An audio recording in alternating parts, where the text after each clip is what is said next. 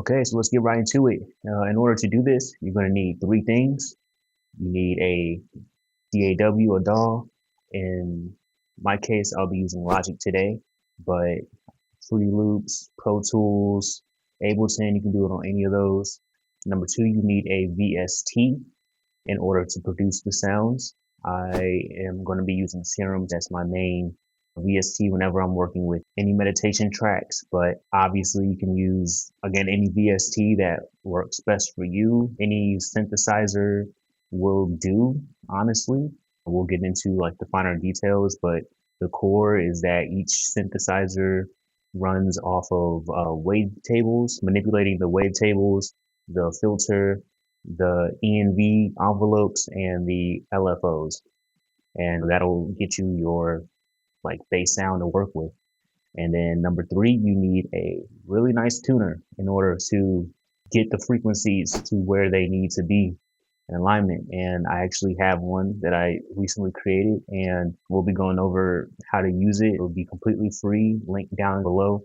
And yeah, let's just get right into it. What I'm going to be doing today is creating a 963 hertz frequency for a client we're working with right now. Let me just show you the process of how I go about making my meditation tracks. One of the first things I have started to do recently is retuning Logic itself, kind of moving the MIDI keyboard around a little bit. So on the world scale, when you open up this view, let me back up a little bit. We go into Logic, we go to settings, and then go to view, and it's going to open up this window right here. And it's going to look just like this. There's going to be a button down here that says display middle C as.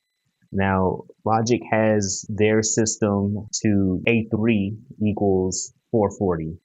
And so that puts middle C at C3. And that is the Yamaha method of tuning. That's the Yamaha method of tuning. Whereas most DAWs on like a wider world stage, it'll be A4 equals 440, which is the Roland standard. And so it's just like a small tweak. It doesn't really affect the sound at all, but on grand scale, if you're looking for references and progressions, et cetera, a lot of reference sheets will be tune A4 equals 440.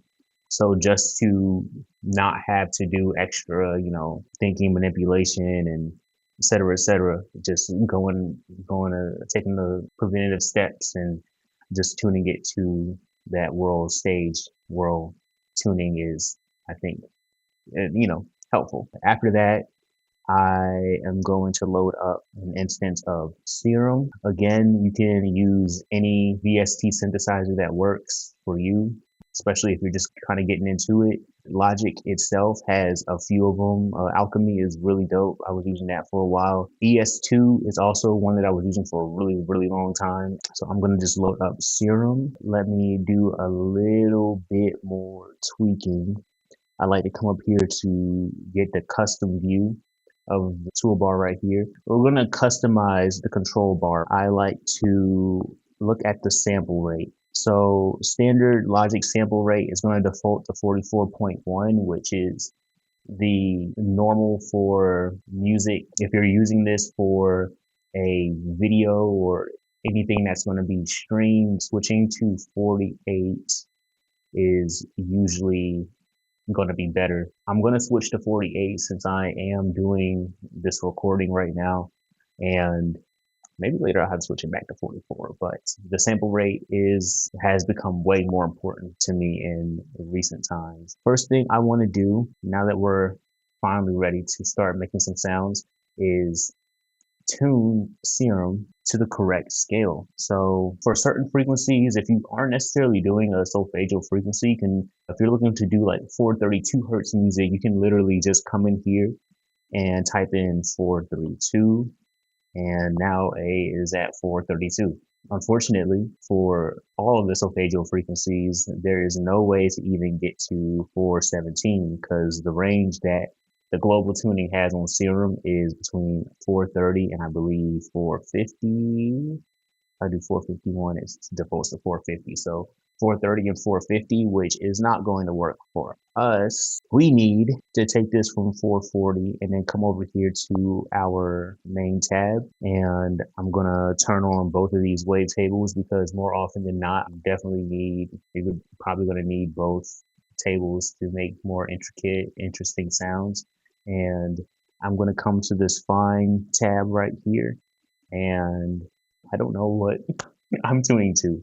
So what I'm going to do is come to heartlightstuner.netlify, link down below for our free tuner. By default, the site is going to pull up and it's going to be based off of A4 equals 440. It has all 9 solfeggio frequencies to choose between with little descriptions. Today we are going to be making 963. At the bottom, it does an automatic calculation where to tune your VST. Right here, it has the exact tuning, what you'll most likely be putting into your VST, which is that's going to be minus 44 cents for us, as well as showing what target note you want to shoot for to get exactly that frequency. But it also definitely helps when it comes to picking your chord progression, your scale that you want to work in. In this case, for 963, we're going to be using B5, or at least the scale of B major, and the note that we definitely want to use in order to get that 963 higher self connection to cosmos. We definitely want to be using the B5 note. Okay, so now let's jump back over to Serum. And what I'm going to do in order to tune this, instead of using the global tab right here, we're going to stay on the main tab and then double click the fine tune and say minus 44. We're going to do that for both of these. So now 963 is going to be tuned to, or the instrument will be tuned to 963 hertz. And let's just do a quick example to show that. I can come here to B5. Pro Q likes to round up, but this is 963 hertz. We can even add another track right here. We can put in a test oscillator at 963. Shut that off for now, and then this should give us the same tone. Cool. Okay. So now that everything is tuned up and we are confirmed that we are at 963 hertz, let us start making some music. Let's put both of these wavetables back on, both of these oscillators, and let's start out with kind of a basic sound. Let's put in like a regular standard chord here. So we have a standard B chord. And we can manipulate this by, first, I like to put a filter in here. And by using the filter, we can go between the frequencies that are most prominent that we really want to hear. We definitely want to make sure that 963 is in there, but we obviously still want to make sure it's not so piercing, because that frequency is definitely on the higher range and can be a bit much after a long period of time. What we're going to do is automate this filter so it kind of does the same thing that we can do manually right here. So I'm going to start it here. I like to use, for meditation music, I really like to take a LFO and put this here. It's going to do some crazy back and forth. So we're going to slow that down. When I'm making meditation music, I really like to switch it off of your standard BPM setting for the LFOs, just because if it's too rhythmic, then it can be, in some cases, it's okay, but more often than not, if it's too rhythmic, if it's too like, oh, you can recognize the pattern, like your brain subconsciously recognizes the pattern, then it can be too boring. So we're going to do a slow LFO. I'm going to lower this down so it's not in those piercing high frequencies. And the difference between an LFO and an ENV is that the LFO is going to continuously just kind of run through the cycle, whichever cycle that you have, in the shape that this is. So this is going to be your standard triangle, but a lot of the time I also like to use like a sine. I actually should extend this out so we can kind of hear more what it's doing.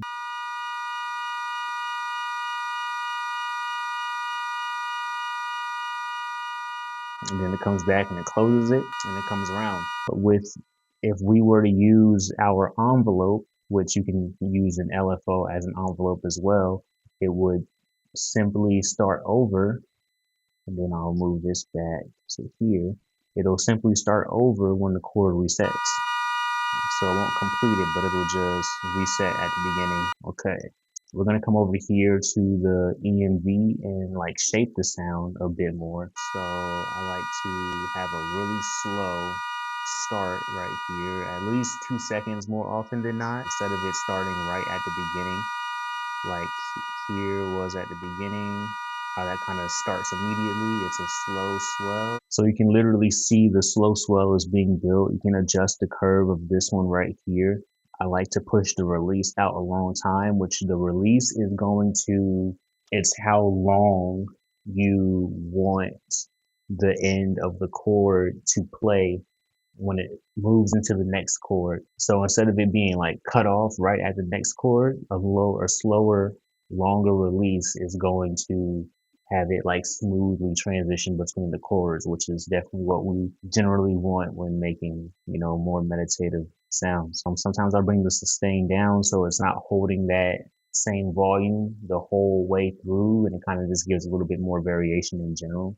I feel like automating the sustain could be really interesting too. It's something I really don't ever do, but now that I'm thinking about it, that could be really interesting. Maybe we'll see what that's hitting on. But one other thing I actually forgot to do at the beginning was switch this. Generally, I like to keep this at a very slow pace for the tempo, and instead of 120, we can drop it to, half of that and go 60. So it's just moving a lot more slower, and then so you kind of get that real nice swell. So let's see what the difference of that feels like. And that brings the filter way back down. We probably aren't going to actually have the filter go that far down. And so you also heard the fade out right there too with the longer release.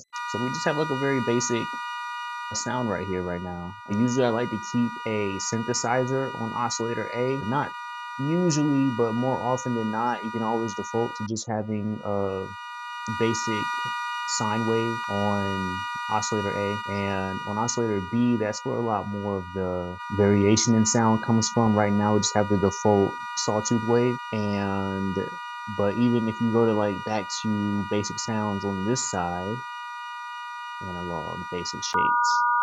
So now you have a double sine, and that's having some phase issues, but we can switch it to, back to your saw triangle. Raising up the unison a little bit is going to give us some extra voicings. Just gives a little bit more. This is when you start getting into your more etheric qualities. Also, raising up the octave right here can help a lot. Let's go ahead and design a patch that we can actually like utilize. Okay. A little too slow.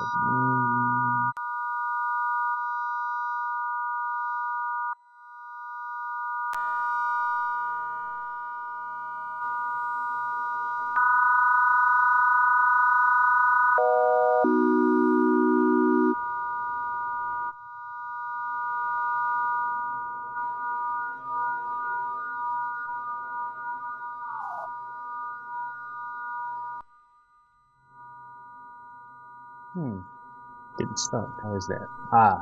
It's still in ENV mode.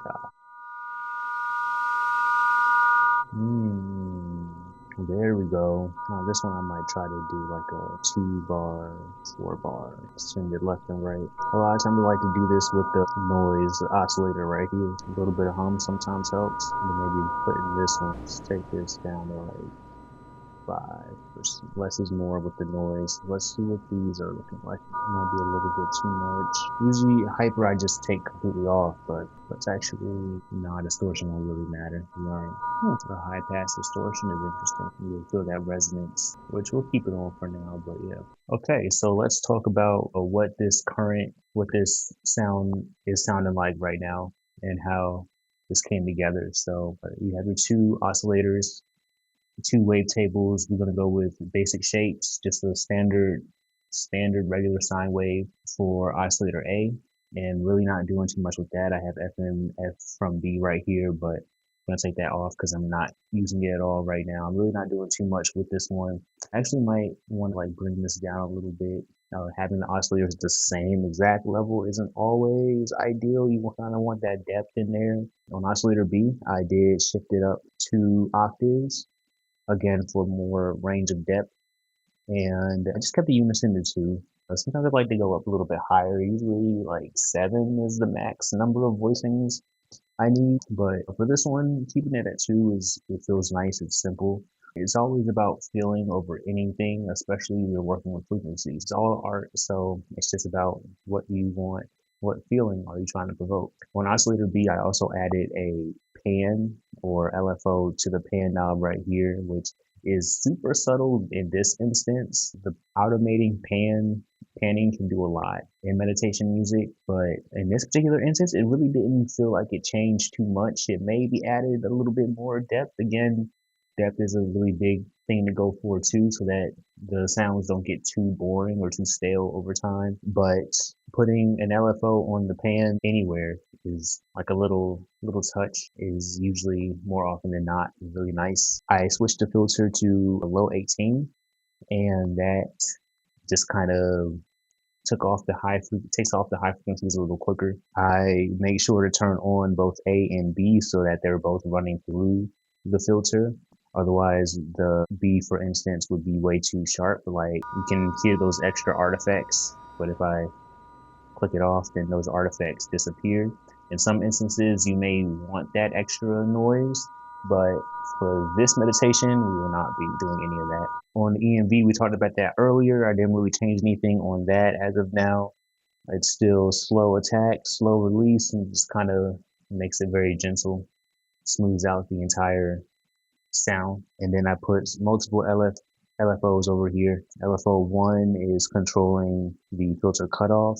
LFO2 is controlling the wavetable position. A lot of the time, I will automate the wavetable position if the wavetable has a range of sounds to zip through.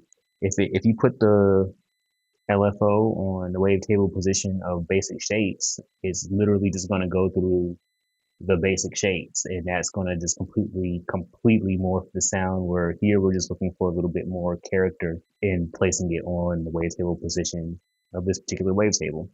Because as you can see, if we click here, it's a whole range of sounds to go through, whereas on the basic shapes, it's literally going to very awkwardly, jaggedly switch between each of these wavetables, where here it's smoothly running through. Okay, yeah. LFO3 is working on the warp knob. The warp knob is really fun. Just experiment with that one. That one's just really experimental and can give you some really interesting character to your sound. And then this one, the last one, LFO4, is automating the pan on oscillator B and the noise level of the slight bit of hum that we added to the back end. What I'm going to do as well is I'm going to come down here and add a little bit more depth to the low end, since this is very high end heavy. I'm going to go basic shapes right there. A little bit of release is cool. Filter we can put up there, and I'm just going to, also have to change -44 there. Yes. As long as we're playing a B note, it'll catch the 963 hertz frequency. It'll still be in that range because we tuned Serum to -44. Very low rumble. There we go. Cool. So now that we have our main sounds all laid down. Let's put some chords together. Okay, so finally, chord progressions. A lot of the time when you set up the instrument itself with all the modulation and the flow of how the instrument is working, sometimes that alone is able to drive the progression enough itself. Like you can just use one core sound, hold a note or two. In this case, I have just this B chord.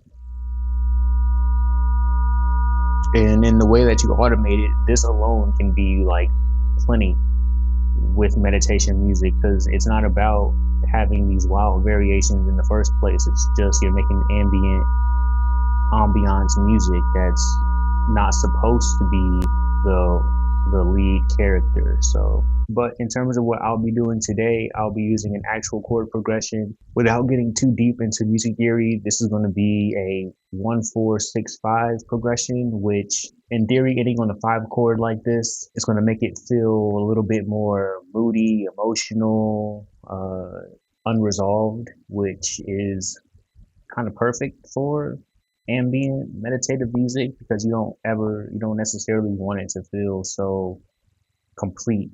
You want it to keep having a conversation with itself. I'm gonna go ahead and type that, click the chords in for now. Sometimes I'll pull out the MIDI controller, but for sake of ease at the moment, I'm going to put the chords in, hear how they sound, and then probably later on come back and finalize it by playing the chords out so that it has more of that just overall human feel. You can humanize it as well, the chords, and that usually does okay enough, but I can definitely at this point feel the difference between when I actually play them out on my MIDI controller versus clicking the chords in. But I'm going to go ahead and do that real quick.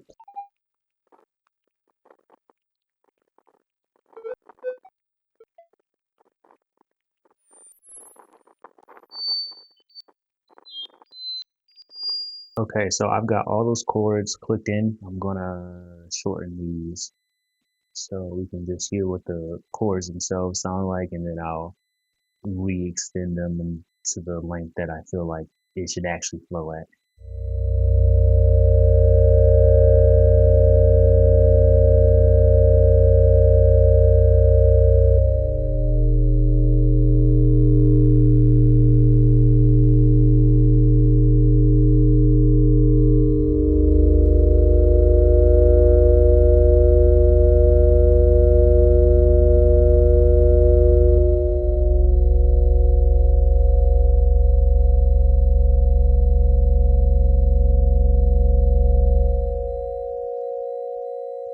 Yeah, so that sounds pretty good too. So then what I would do is pretty much just take this, and I mean even that length was pretty nice. I think I might want to, just extend these out for a full bar and kind of mess around with the timing of the chorus, but that's pretty much it. And then you will just loop that progression over and over again. You can add in any other extra like sounds, or sometimes I'll add in some extra, meditative elements, some sound bowls, tree bells, just extra whooshes and sound effects that are as necessary. As a second layer, sometimes I'll add an arpeggiated sequence on top of it just to kind of give it some more shine and shimmer. But that's pretty much it. Thank you for watching. Again, if you need a tuner to get you right to your preferred solfeggio frequency, link is going to be right down there below for the Heartlights tuner. Thank you again. I'll see y'all in the next one.